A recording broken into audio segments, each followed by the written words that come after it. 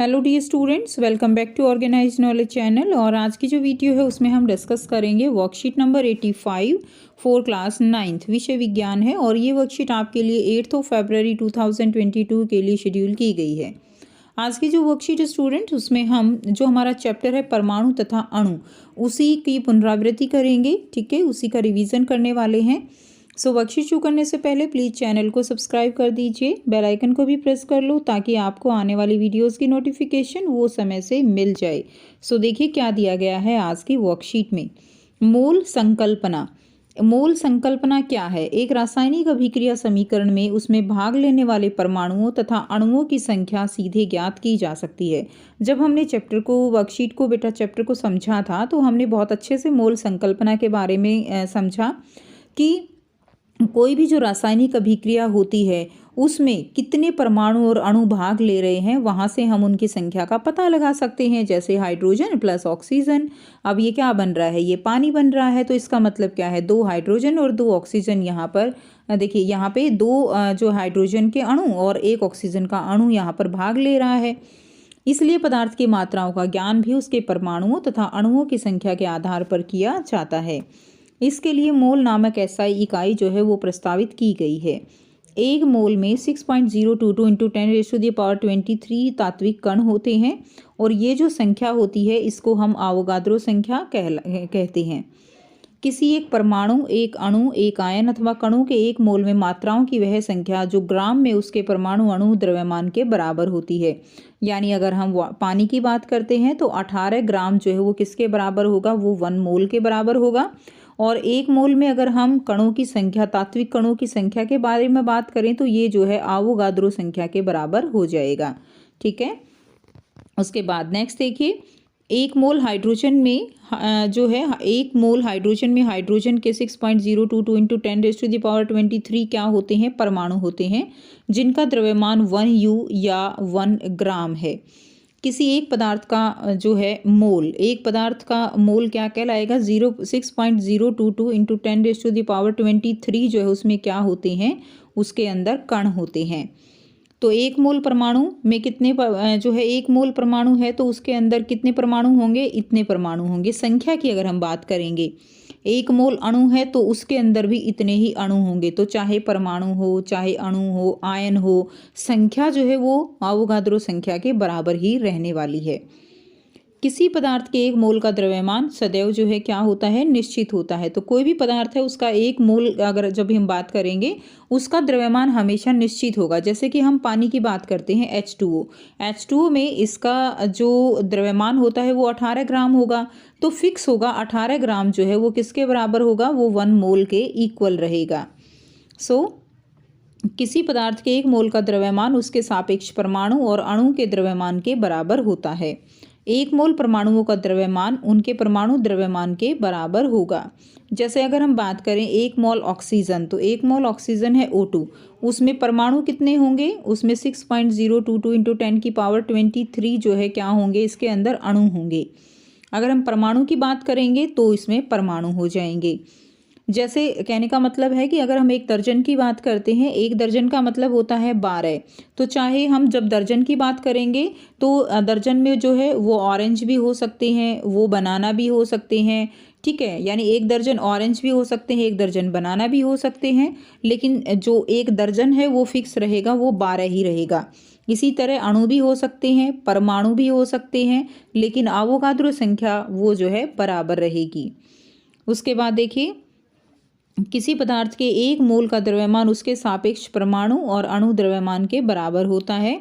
1 मोल परमाणुओं का द्रव्यमान उनके परमाणु द्रव्यमान के बराबर होगा। जैसे 1 मोल ऑक्सीजन में ऑक्सीजन के 6.022 इंटू 10⁻23 जो है क्या होते हैं? अणु होते हैं, जिनका द्रव्यमान कितना होता है? जिनका द्रव्यमान होता है 32 U या 32 ग्राम। ठीक है, यानी अगर हम ऑक्सीजन की बात करते हैं तो 32 ग्राम इसका जो है क्या होगा? द्रव्यमान होगा। तो ये 1 मोल के बराबर होगा। अगर इस 1 मोल में संख्या की बात करेंगे तो वो आवोगाद्रो संख्या हो जाएगा। अब बात करते हैं हम मोलर द्रव्यमान की। तो मोलर द्रव्यमान क्या होता है? 1 मोल द्रव्यमान के 1 मोल पदार्थ जो है उसके द्रव्यमान को हम मोलर द्रव्यमान कहते हैं, जो उसके सापेक्ष परमाणु एवं अणु द्रव्यमान के बराबर होता है। इसमें केवल संख्यात्मक मान के साथ इकाई U के स्थान पर G ली जाती है। तो मोलर द्रव्यमान में U के स्थान पर क्या लिया जाएगा? U के स्थान पर G लिया जाएगा। ठीक है, जैसे देखिए हम अगर हम जो परमाणु भार है उसकी बात करते हैं तो 18 U लिया जाएगा, लेकिन अगर हम इसी चीज़ को मोलर द्रव्यमान कहते हैं तो ये 18 ग्राम हो जाएगा। बस दोनों चीज़ों में इतना ही अंतर है। तो मोलर द्रव्यमान को ग्राम परमाणु या अणु द्रव्यमान भी कहते हैं। किसी पदार्थ के 1 मोल कणों का द्रव्यमान मोलर द्रव्यमान कहलाता है, जो उस पदार्थ के आणविक द्रव्यमान के समान या बराबर होता है। इसे कैपिटल M द्वारा प्रदर्शित किया जाता है। मोलर द्रव्यमान क्या होगा? मोलर द्रव्यमान किसके बराबर होगा? 1 मोल पदार्थ कणों का द्रव्यमान, यानी 6.022 इंटू 10⁻23 इतना जो है इसका द्रव्यमान होगा। कणों का आणविक द्रव्यमान ग्राम में। ठीक है, किसी विशिष्ट पदार्थ के 1 मोल में द्रव्यमान क्या होता है? निश्चित होता है। मोलों की संख्या और मोलर द्रव्यमान में क्या संबंध होगा? अगर हमें मोलों की संख्या n का मान निकालना है तो होगा दिया गया द्रव्यमान बटे में मोलर द्रव्यमान। अगर हमें नंबर ऑफ मोल निकालने हैं तो इस फॉर्मूले से हम जो नंबर ऑफ मोल है, मोलों की संख्या, वो बहुत ही आसानी से निकाल सकते हैं, जिसके अंदर m जो है वो क्या है? दिया गया द्रव्यमान है, और कैपिटल M क्या है? वो मोलर द्रव्यमान है। इस चीज़ का बस आपको ध्यान रखना है।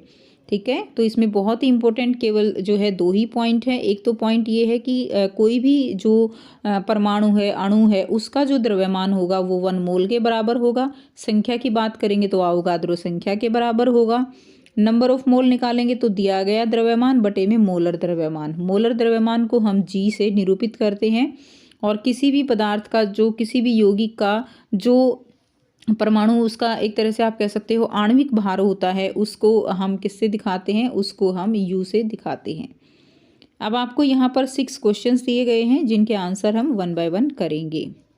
प्रश्न 1 है, मोल पदार्थ की परिभाषा दीजिए। तो किसी पदार्थ में परमाणु अणु आयन की संख्या को बताने के लिए मोल का प्रयोग करते हैं। किसी पदार्थ के 1 मोल में 6.022 इंटू 10⁻23 परमाणु, अणु या आयन होते हैं। ठीक है, ये आप आंसर लिख देंगे। दूसरा है, अवोगाद्रो स्थिरांक की मात्रा क्या विभिन्न पदार्थों के लिए भिन्न हो सकती है? समझाइए। तो क्या अलग अलग पदार्थों के लिए अवोगाद्रो स्थिरांक अलग हो सकता है? तो ये नहीं होगा। अवोगाद्रो स्थिरांक एक निश्चित मान है जो किसी पदार्थ में 1 मोल 6.022 इंटू 10⁻23 परमाणु या अणु होते हैं। यह संख्या समान रहती है। 1 मोल कार्बन डाइऑक्साइड में परमाणुओं की संख्या क्या हो जाएगी? इतनी रहेगी। 1 मोल वाटर में भी परमाणुओं की संख्या जो है वो इतनी ही रहेगी। तीसरा क्वेश्चन है, 24 ग्राम हीलियम में परमाणुओं की संख्या को परिकलित कीजिए। तो अब आपको कितने में करना है? 24 ग्राम हीलियम में करना है परमाणुओं की संख्या का परिकलन। तो उसके लिए जो है परमाणुओं की संख्या का परिकलन करने के लिए हमारे पास ये फॉर्मूला होता है बच्चों, n = W/m और n = n/Na। इन चीज़ों को थोड़ा सा ध्यान से समझिएगा। n क्या है? यहाँ पे नंबर ऑफ मोल है, कितनी मोल की संख्या है। W क्या है? यहाँ पे पदार्थ का द्रव्यमान है, और m यहाँ पे अणु का द्रव्यमान है। जैसे कार्बन डाइऑक्साइड का 44 होता है तो ये अणु का द्रव्यमान होता है। क्लियर? उसके बाद n नंबर ऑफ मोल, अगर हमें n क्या है? n है परमाणुओं की संख्या दी गई हो, और Na होता है अवोगाद्रो स्थिरांक। ठीक है, Na क्या होता है? अवोगाद्रो स्थिरांक। अब यहाँ पे आपको चीज़ें जो दी गई हैं, आपको देखिए, यानी हम दोनों को बराबर लिख सकते हैं क्योंकि दोनों ही मोल के बराबर हैं। n हम निकाल सकते हैं दोनों से ही। तो यहाँ पे W हमें दिया गया है 24 ग्राम। m यहाँ पे कितना है? हीलियम है, तो उसका कितना है? 4 ग्राम। ठीक है, Na हमारे पास है इतना अवोगाद्रो संख्या, और n हमें निकाल लेना है। तो यहाँ से n की वैल्यू जो है हम सारी पुट कर देंगे, और हमारे पास जो आंसर आ जाएगा वो आ जाएगा 36.132 इंटू 10⁻23। क्लियर है? तो ये हमारा आंसर यहाँ से हो जाएगा। नेक्स्ट करेंगे, क्वेश्चन नंबर 4 है, 0.5 मोल नाइट्रोजन परमाणुओं का द्रव्यमान ज्ञात कीजिए। तो द्रव्यमान निकालने के लिए बहुत ही सिंपल फॉर्मूला है, n = W/m। हमारे पास यहाँ पे 0.5 मोल नाइट्रोजन है, तो n हमें दे दिया यहाँ पे 0.5, यानी हमें निकालना क्या है? W निकालना है, द्रव्यमान निकालना है परमाणुओं का। तो n is equal to W/m, W निकालना है तो n इंटू एम। n हमें दिया गया है 0.5 और m दिया गया है नाइट्रोजन का m कितना होता है 14 होता है, केवल एक नाइट्रोजन है तो 14 रहेगा, तो 0.5 मल्टीप्लाइड बाय 14 आंसर आ गया 7u। ठीक है, यहाँ से आप आंसर कर लेंगे। क्वेश्चन नंबर 5 दिया गया है 36 ग्राम जल में मोलों की संख्या का परिकलन कीजिए। तो 36 ग्राम जल है, उसमें मोल की संख्या निकालनी है, मोल की संख्या यानी n की वैल्यू निकालनी है। तो n का फॉर्मूला क्या होता है W/m। अब हमें यहाँ पे 36 ग्राम यानी W दिया गया है, n हमें निकालना है, m हम निकाल लेंगे, पानी का होता है 18 ग्राम। ठीक है, 2 गुना में H, ठीक है, हाइड्रोजन का 1 होता है, प्लस में 1 गुना में ऑक्सीजन, तो 2 गुना 1 प्लस 1 गुना 16, तो कितना आ गया 18 ग्राम आ गया। तो यहाँ से बहुत सिंपल है, n is equal to W/m। n क्या है, W क्या है हमारे पास 36 है और m क्या है मोलर मास जो हमने द्रव्यमान निकाला वो 18 ग्राम है, तो आंसर आ गया 2। तो नंबर ऑफ मोल कितने हैं यहाँ पे, वो है 2 मोल, ये हमारा आंसर आ जाएगा। 6th क्वेश्चन है C2H6 और HCl का मोलर द्रव्यमान परिकलित कीजिए। तो यहाँ पे आपको दिया गया है हाइड्रोजन का 1 है, कार्बन के 12 हैं और क्लोरीन का है 35.5। तो C2H6 का कैसे निकालेंगे, बहुत ही आसान है C2H6 का निकालना, तो यहीं पे निकाल देंगे। देखिए हमारे पास कार्बन कितने हैं 2, ठीक है, एक कार्बन का भार कितना होता है, एक कार्बन का होता है 12, प्लस में हाइड्रोजन कितनी है 6, एक का होता है 1, तो कितना हो जाएगा 24 प्लस 6 कितना हो गया 30 ग्राम हो जाएगा। ठीक है, उसके बाद अब निकालेंगे HCl का, HCl का 1 प्लस में 35.5, एक ही है, लिखोगे तो भी ठीक है, नहीं लिखोगे तो भी कोई दिक्कत नहीं है। 36.5 जो है इसका आंसर हो जाएगा 36.5 ग्राम। क्लियर, तो इस तरह से आप दोनों का मोलर द्रव्यमान परिकलित कर सकते हो। तो ये थी आपकी आज की साइंस की वर्कशीट। आई होप सभी स्टूडेंट्स को क्लियर है, कोई भी डाउट है तो आप पूछ सकते हो। वीडियो अच्छी लगे तो वीडियो को ज़रूर से लाइक कीजिए, शेयर कीजिए और चैनल को सब्सक्राइब कीजिए। Thanks for watching, have a nice day.